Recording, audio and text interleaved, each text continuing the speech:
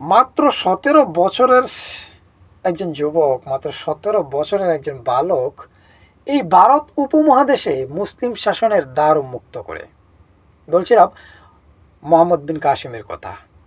মোহাম্মদ বিন কাসিম যখন সিন্ধু প্রদেশ দখল করে, ওনার বয়স ছিল মাত্র 17 বছর। 1000 বছরের খ্রিস্টান দুর্গ তছনছ করে দিয়ে এবং সেখানে ওসমানীয় খেলাফতের রাজধানী স্থাপন করে সুলতান মোহাম্মদ ফাতেহ।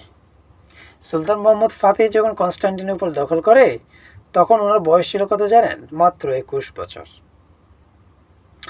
আর আজকে 21 বছরের একটা বালক, 17 বছরের একজন বালক কি করতেছে দেখেন।